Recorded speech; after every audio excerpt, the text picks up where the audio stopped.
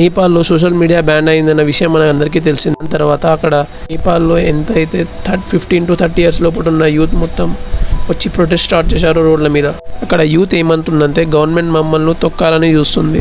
అక్కడ ఏమైందంటే రీల్స్ మీద సోషల్ మీడియా మీద యూత్ ఏమన్నదంటే గవర్నమెంట్లో కరప్షన్ పెరిగిపోయింది, ఎమ్మెల్యేల ఎంపీల కొడుకులు అయితే బయట దేశాల్లో పోయి చదువుతున్నారు, మాకు జాబ్లు లేవు, తినడానికి లేదు, వీళ్ళు నేపాల్ని ఖాళీ చేస్తున్నారు. వన్ అయినాక సోషల్ మీడియా మీద గవర్నమెంట్ బ్యాన్ పెట్టింది.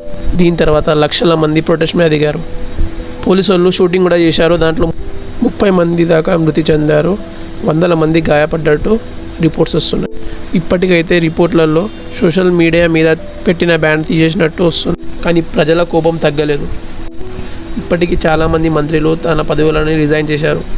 ప్రతి ఒక్క దేశం ఫ్యూచర్ యూత్లో ఉంటుంది. అదే యూత్ రోడ్ మీద వచ్చి గోళీలు తింటుందంటే ఆ దేశం ఏ వైపు వెళ్తుందో మీరు అర్థం చేసుకోవచ్చు.